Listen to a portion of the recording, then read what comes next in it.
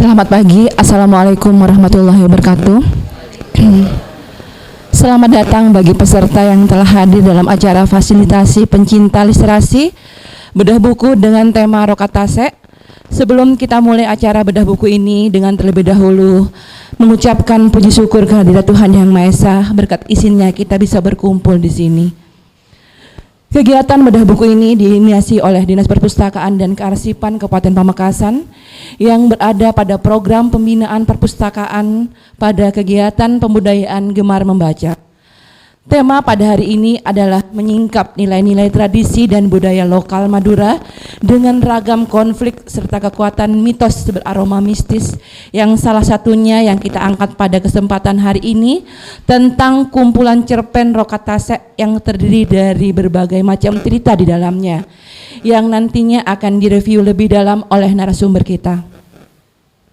Perlu diketahui, misi dari pelayanan dan pengembangan Dinas Perpustakaan dan Kearsipan tidak hanya menyediakan bahan pustaka saja, tetapi mendorong mengembangkan budaya literasi masyarakat, yang salah satunya adalah melalui kegiatan diskusi atau bedah buku pada hari ini.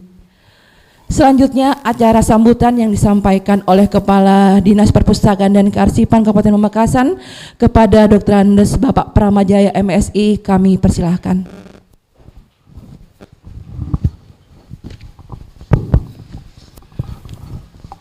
Terima kasih. Assalamualaikum warahmatullahi wabarakatuh.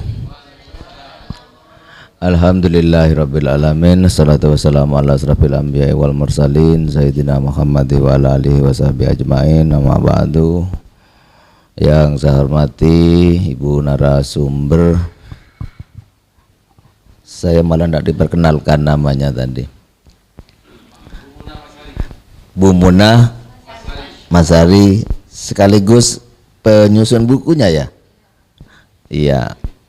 Sudahlah, sambil ke karena dari awal saya miskin sekali referensi tentang siapa yang duduk di depan begitu ya. Terima kasih pada kesempatan pagi yang berbahagia ini. Marilah kita panjatkan puji syukur alhamdulillah kehadirat Allah Subhanahu wa taala atas limpahan rahmat, taufik dan hidayahnya, sehingga kita bisa berkumpul, bertemu di aula Dinas Perpustakaan Kabupaten Pamekasan. Salawat dan salam mudah-mudahan tetap tercurah limpahkan kepada junjungan Nabi besar Muhammad sallallahu alaihi wasallam beserta seluruh keluarga, para sahabat, para umatnya yang masih setia mengikuti sunnah-sunnahnya. Ibu dan Bapak yang saya hormati, yang pertama saya ucapkan terima kasih atas kehadiran semua di tempat ini dan penghargaan yang setinggi-tingginya atas apresiasi kita untuk terus mencintai buku.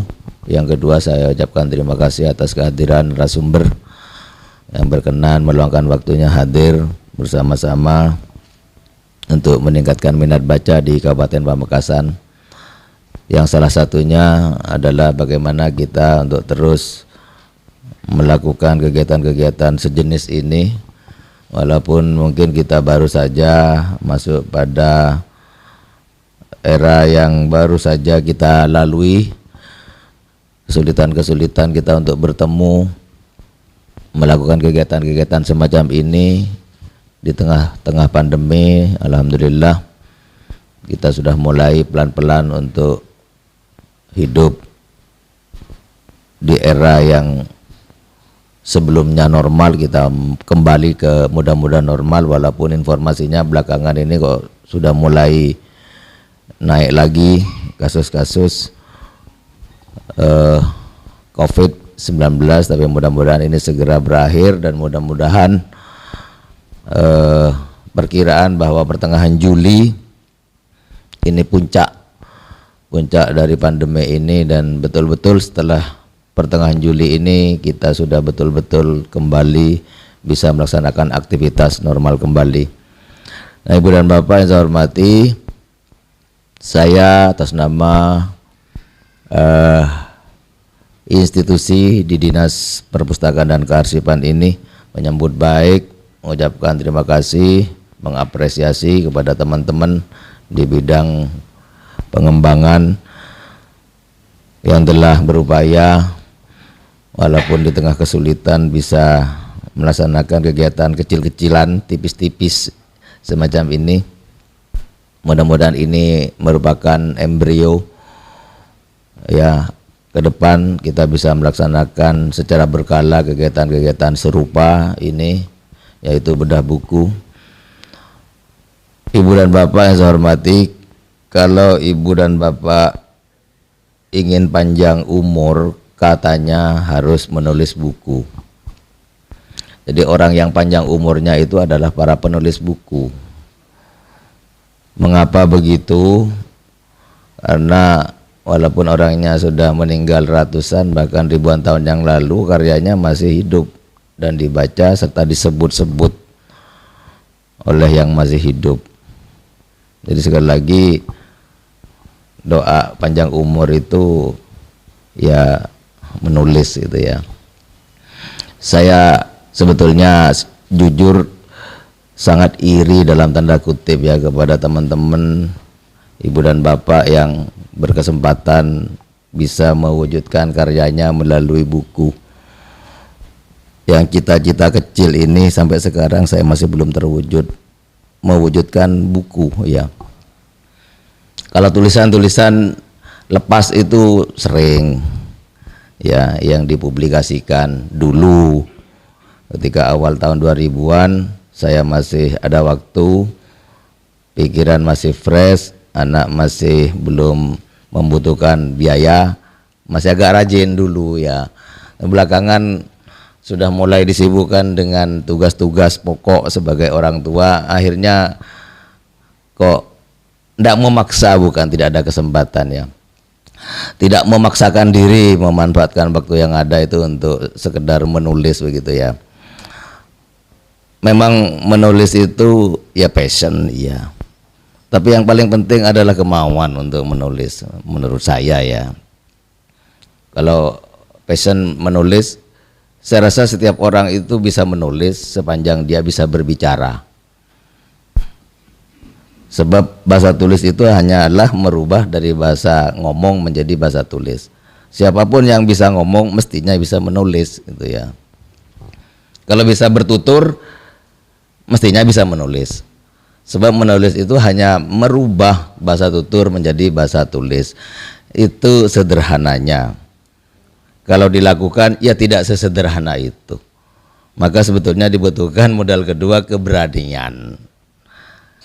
Orang kadang-kadang enggan menulis itu takut dibaca orang. Ya. Sehingga nulis-nulis disobek dulu ya. Nulis-nulis diketik dibuang. Tidak mau dibaca orang, tidak mau dipublikasikan. Karena berbeda, kalau Ibu dan Bapak ngomong, mungkin orang tidak paham, segera dijelaskan dengan bahasa tutur. Tapi kalau bahasa tulis, sekali menulis harus mantap, ya. Kita harus meyakini bahwa yang kita tulis orang paham, Disitulah sebetulnya yang membuat nyali kita tidak terlalu bisa diandalkan ketika tulisannya itu harus dipublikasikan. Karena kita sudah membayangkan ini pasti orang baca ini. Yang membaca tidak sempat komunikasi ke kita. Ini pasti tulisan saya ini dibahas ini. Ini tulisan saya pasti dirasani gitu ya.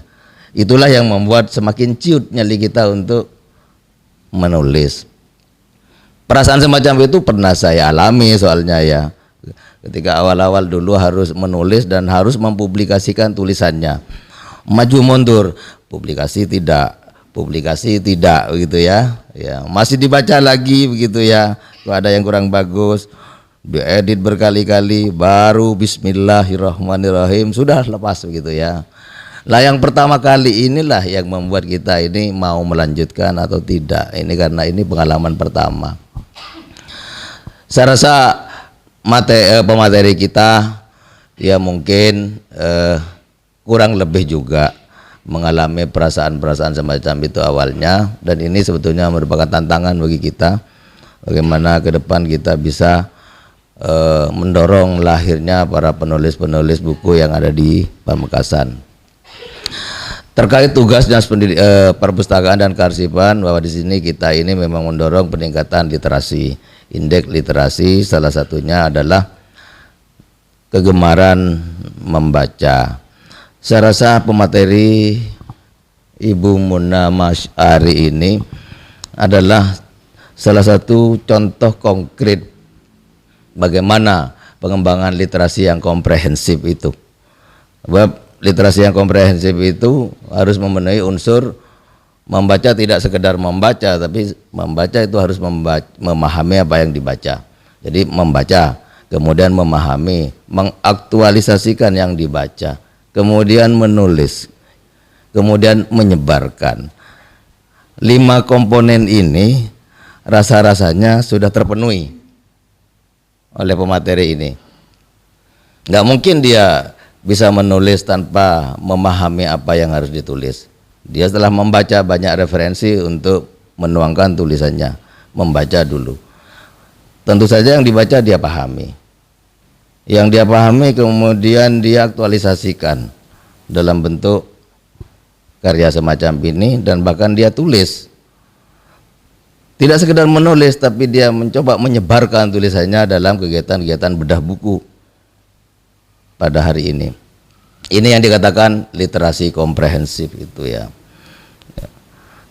Nah, kalau hal semacam ini bisa kita bumikan, kita budayakan di Pamekasan melalui kegiatan-kegiatan kecil-kecil semacam ini, kemudian menjadi masif ke depan. Dan kita tahu Ibu dan Bapak bahwa acara bedah buku ini andaikan diberi door prize sekalipun, saya yakin masih belum banyak yang berminat. Saya yakin semacam itu, sehingga memang kondisi semacam ini perlu terus melalui Bidbang bagaimana mengupayakan agar ketika ada acara bedah buku, mirip-mirip ada konser dangdut itu ya. Sedangdut karaokean begitu ya. Kira-kira ada semacam itu, diundang atau tidak diundang. Kalau mendengar ada konser dangdut tuh dari mana-mana berduyun-duyun naik truk gitu ya, hadir ke tempat itu. Tapi sehebat apapun ya promosi bedah buku, saya yakin itu akan sepi-sepi saja pengunjung. Kira-kira kondisi ini sebetulnya sudah mencerminkan bahwa sebetulnya minat baca di Pamekasan ini, kalau kita komparasikan dengan angka yang ada di BPS, kalau kita mau jujur, saya sendiri sebetulnya jujur menyaksikan itu ya, menyaksikan itu. Dan ini sebetulnya menjadi tanggung jawab tuh kita bersama, bagaimana angka-angka statistik itu betul-betul bisa kita bisa kita buktikan kepada masyarakat bahwa kita telah melakukan berbagai upaya untuk melakukan mendorong gemar membaca yang ada di Kabupaten Pamekasan. Ibu dan Bapak yang saya hormati, saya memang diminta oleh Pak Hairul tadi selaku Kepala Bidang untuk menyampaikan sepatah kata begitu ya. Tapi kalau saya sudah diminta di sini ya tidak cukup sepatah kata, ya bisa berpatah-patah kata saya ya. Kata-kata hanya saya ingin menyampaikan berpatah-patah kata itu tidak diawali saya diberi dulu bukunya begitu ya. Jadi mau membuka acara bedah buku, bukunya saya tidak diberi, sehingga tidak saya berkesempatan untuk membahas sebagai pendahuluan, mengantarkan pemateri ini untuk membedah bukunya sendiri begitu ya. Ibu dan Bapak yang saya hormati, walaupun tidak diberi buku, saya tadi ketika diminta Pak Hairul untuk membuka ini sebagai Kepala Dinas Perpustakaan, saya tidak menyerah gitu ya, tidak menyerah begitu saja. Setidaknya dari judul buku yang akan dibedah pada pagi ini saya mencoba googling ya, browsing apa sih sebetulnya Rokatase itu ya. Apa sebetulnya budaya ini, kenapa ini lahir, kenapa ini muncul, dari mana asalnya. Karena yang kita bahas ini adalah buku-buku yang berkaitan dengan budaya. Salah satu budaya itu adalah bahasa. Bahasa itu lahir ya dari budaya kita. Dan ini menjadi penting bagi kita. Ya silakanlah nanti kira-kira seperti apa sih. Paling tidak bedah buku ini bisa berfungsi 4 hal ya. Yang pertama, bisa memberikan kesempatan kepada penulisnya ini untuk menjelaskan apa yang tak tertulis di bukunya. Sebab kadang-kadang bahasa tulis itu penuh dengan keterbatasan untuk menjelaskan gagasan besar karena keterbatasan halaman. Barangkali dengan bedah buku ini ada ruang dan kesempatan bagi penulis untuk menjelaskan apa-apa yang tak tersurat gitu ya. Kemudian ada kesempatan bagi kita untuk berkesempatan membaca sebelum kita ikut bedah buku ini, dan inilah kesempatan bagi kita untuk mendorong minat baca, menambah wawasan kepada kita dan mendorong kita untuk terus berkarya dan mencintai bahan bacaan. Ini dari sisi acara. Dari sisi konten barangkali ada hikmah yang bisa memberikan ibrah kepada kita bagaimana mestinya kita itu memahami budaya yang ada di tengah-tengah kita. Sebab kadang-kadang orang Madura sendiri ini tidak paham pada budayanya. Aneh memang itu ya. Sementara kalau ibu dan bapak ingin tahu budaya lengkap Madura dari A sampai Z itu lengkap di perpustakaan Leiden Belanda. Ibu dan bapak tidak tahu bahwa asal muasal odeng yang dipakai beskap menjadi pakaian bangsawan Madura itu baru ketemu pada saat para budayawan itu kumpul dan kita harus mendatangkan narasumber. Saya lupa namanya, profesor dari UNESA waktu itu ketemu di buku yang dia pinjam itu dari perpustakaan Leiden, ibu dan bapak. Disitulah kebetulan ada fotonya pangeran raja lah di Pamekasan yang melakukan punishment atau hukuman kepada rakyatnya yang bersalah di alun-alun. Di alun-alun kalau sekarang arek Lancor. Baru terlihat foto seorang raja di situ, itu belangkonnya itu seperti itu. Barulah kemudian digambar itu oleh salah satu budayawan di sini yang kebetulan bisa menjahit, sekarang sudah almarhum, dan jadilah belangkon kita itu kita menelusuri sampai ke Belanda, ibu dan bapak. Karena kita sendiri letak ejeb begitu ya, letak ejeb kepada budayanya sendiri, sehingga orang lain yang begitu peduli kepada budaya kita. Nah ini yang membedakan sebetulnya kita dengan mereka. Kalau mereka masuk ke sini itu budayanya itu dipelajari lebih dahulu, ibu dan bapak, tidak gampang. Nah, kita kadang-kadang berseromban masuk daerah lain tanpa mempelajari budaya setempat, kemudian masuk sehingga seringkali kita ini offset begitu ya, offset masuk daerah orang lain, letak tepak begitu ya, karena kita tidak paham kepada budayanya. Dan ini pentingnya sebetulnya kita memahami hal-hal semacam itu. Itu dari sisi itu, ibu dan bapak ya. Sehingga kalau orang Padang itu punya peribahasa di mana bumi dipijak, di situ langit dijunjung. Itu sebetulnya bagian dari nilai-nilai bahwa kita dimanapun kita berada itu harus tahu persis budaya setempat itu ya. Kita ikut, kita paham, sehingga mudah kita untuk bersosialisasi kalau kita paham terhadap budaya sesuatu. Kemudian istilah saya sengaja cari begitu ya. Ternyata Rokatase itu ada padanannya petik laut. Ya, petik laut mungkin di daerah lain namanya berbeda gitu ya, tapi esensinya sama. Semangatnya apa? Panjang ternyata ya. Ya barangkali saya tidak mendahului para penulisnya, tapi saya mencoba memahami begitu ya. Saya ambil dari satu sisi saja hikmah yang bisa kita petik dari kita membedah ini. Sisi bahasa. yang seringkali kita ini terkorup, melakukan diskon, priorisasi dan ameliorisasi istilah dan terminologi, frase, dan bahkan melakukan sesuatu yang kemudian menjadikan istilah itu menjadi bias akibat keterbatasan kita dan tidak mau kita itu tahu terlalu jauh terhadap satu istilah saja. Ibu dan Bapak, saya ambil contoh fenomena terakhir saja, ini yang masih hitungan hari kemarin itu ya, yang membuat kita itu harus berhari raya berbeda 2 hari. Bedanya itu hanya karena persoalan melihat.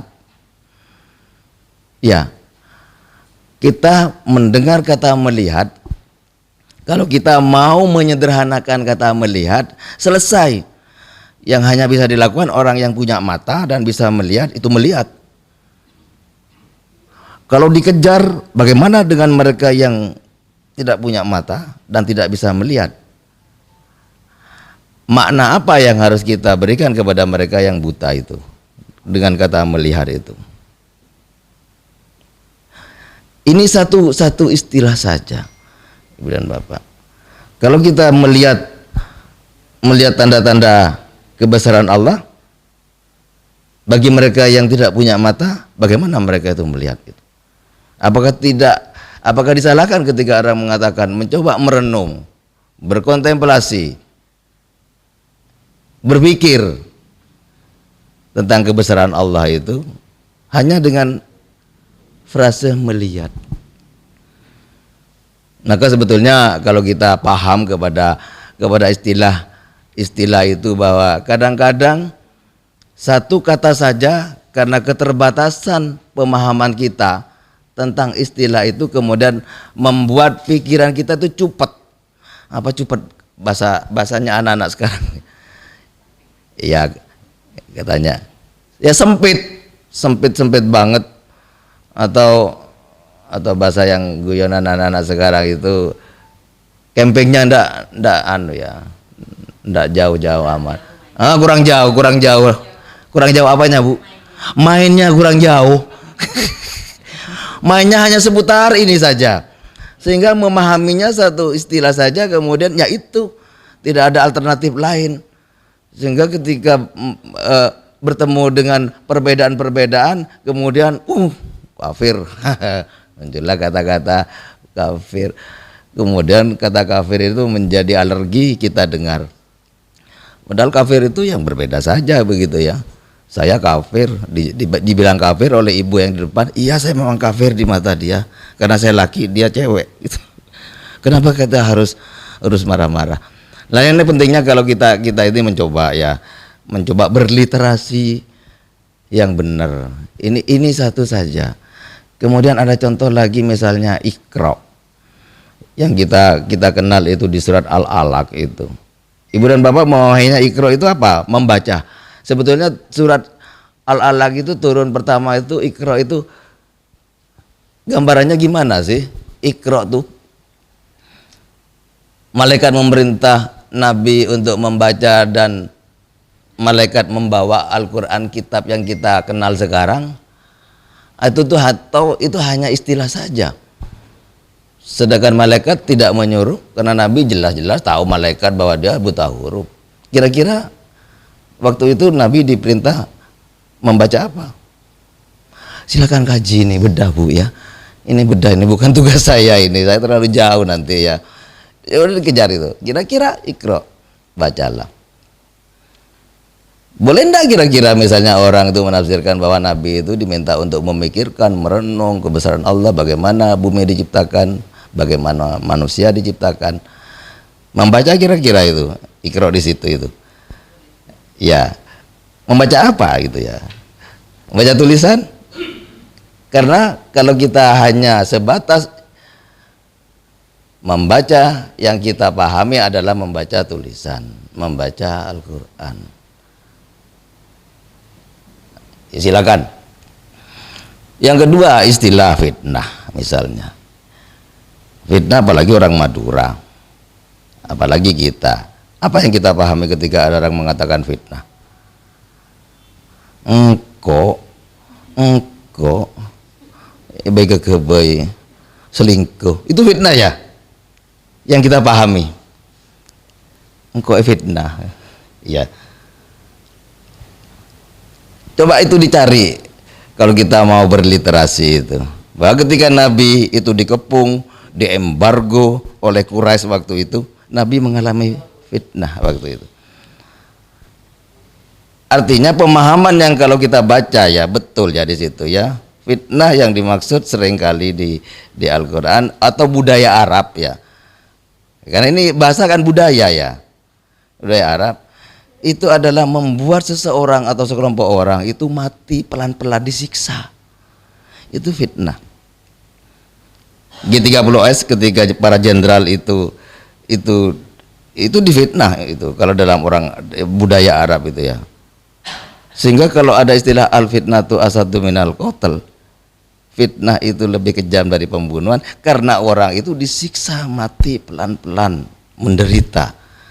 Sehingga wajar orang ya lebih baik dibunuh saja daripada disiksa itu. Sehingga fitnah itu lebih kejam dari pembunuhan. Tapi kalau kita menyederhanakan fitnah itu hanya sekedar baik ke baik itu difitnah. Maka kalau saya harus memilih, saya lebih baik difitnah daripada dibunuh. Iya. Kalau pemahamannya seperti itu, tidak apa-apa saya difitnah daripada saya dibunuh. Padahal itu jelas fitnah itu lebih kejam daripada pembunuhan. Artinya orang itu kalau memang disuruh memilih antara fitnah dan dibunuh, lebih baik dibunuh.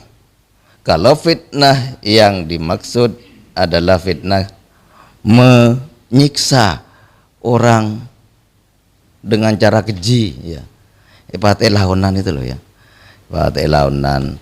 Sama dengan kalau ibu dan bapak yang kebetulan agak tega sedikit itu menemukan tikus, kemudian disiram bensin, kemudian dibakar, sehingga enggak dia menderita, untuk mati saja harus menderita.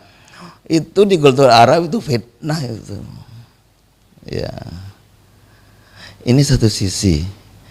Istilah saja ibu dan bapak, betapa sebetulnya kita ini yang kurang jauh betul mainnya kadang-kadang, sehingga menghadapi persoalan istilah saja kita yang sumbu pendek itu langsung reaktif begitu ya, reaktif. Jadi kita hanya persoalan kadang-kadang kita terjebak berbeda dengan orang, kemudian harus beremosi hanya karena persoalan kita ini minim sekali referensi tentang sebuah istilah saja, sombong gitu. Banyak sekali memang karena keterbatasan kosakata kita, kemudian kita harus mentransfer dari budaya orang lain, sementara kita tidak mencoba mencari tahu sebetulnya budaya di sana itu, sehingga lahirnya kosakata itu apa, yang kemudian kita biarkan pemahaman kita tentang satu hal itu semakin sempurna, kemudian ketidaktahuan itu ketika tidak mau membaca.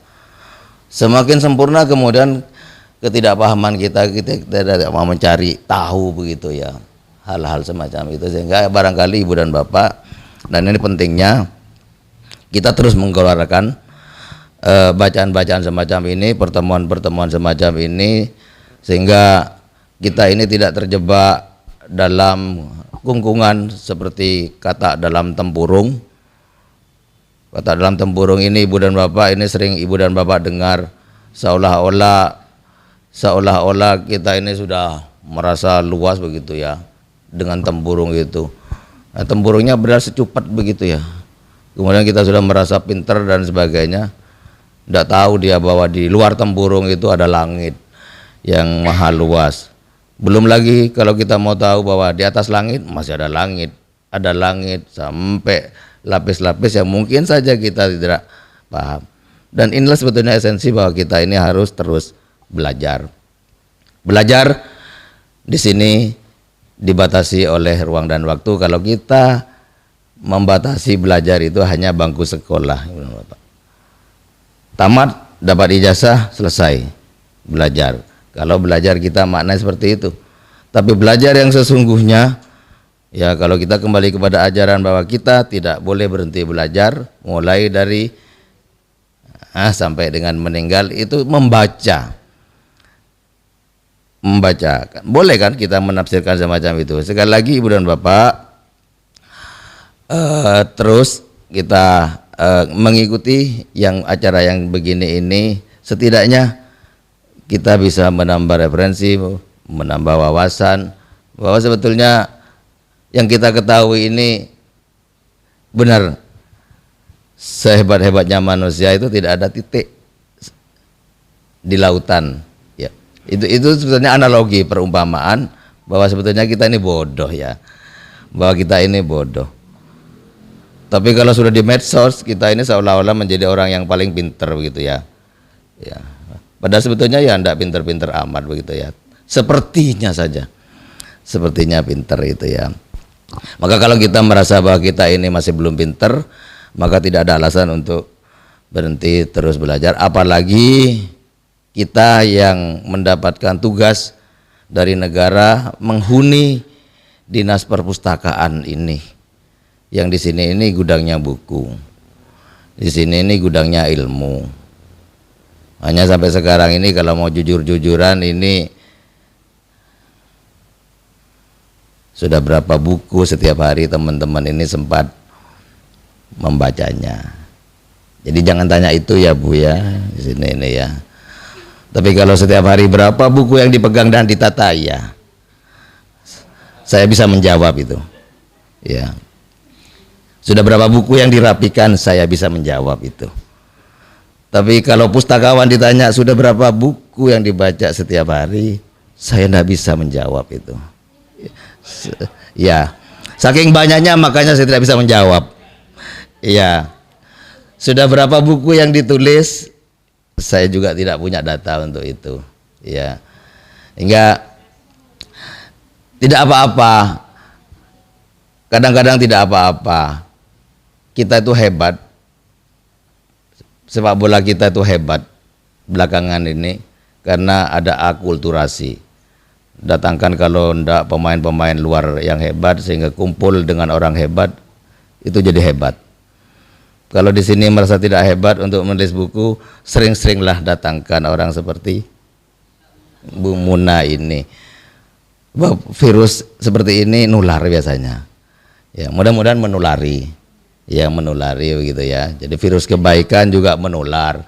Virus Covid menular. Nah, saya yakin virus kebaikan juga menular. Wong virus ngantuk juga menular kok. Kalau tidak percaya temannya Awai mesti ikut itu ya. Ya. Kebahagiaan juga menular. Virus kesedihan juga menular. Ya. Kalau ibu dan bapak gembira itu menular ke saya. Tapi kalau ibu dan bapak sedih itu juga saya tertulari. Jadi itulah hebatnya tular menular itu ya. Iya. Menulis pun baperan. Ya silakan, mudah-mudahan setelah ini ibu yang ada di ruangan ini, teman-teman pustakawan menjadi baper gitu ya. Terbawa perasaan untuk ikut juga menulis begitu ya. Enggak nanti Pak Pramo cuma nyuruh saja. Iya, saya kepala dinas memang nyuruh tugasnya memang. Ya, tugasnya menulis. Tapi ibu dan bapak, setidaknya saya tidak terlalu kosong-kosong amat. Saya bisa membuktikan bahwa di rumah itu masih ada saya clipping itu 8 tulisan saya yang sudah dipublikasikan. Setidaknya saya bisa memberikan kebanggaan buat anak-anak saya. Ketika buka album-album, ternyata bapaknya bisa juga menulis. Minimal itu. Ya. Minimal itu. Dan itu saya ingin menularkan bahwa jelek-jelek begini ya bisa juga menulis begitu ya. Enggak yang begini-begini kadang-kadang ini terbawa dalam suasana tugas saya Bu ya di sini, sehingga sering kali saya melototi tulisan-tulisan surat sampai titik komanya itu karena memang hobi saya menulis itu. Ya. Ya. Jadi sekalian saya ngomong cerita di sini, kalau saya agak rewel dengan konsep-konsep surat yang disodorkan di meja saya itu karena memang saya punya basic menulis Bu. Saya punya basic menulis, saya tahu itu ya. Ya, mana kalimat, mana anak kalimat, mana cucu kalimat, mana kalimat efektif, mana kalimat saya membuat orang baca tak ning nyabeh karena tidak ada titik koma, saya tahu.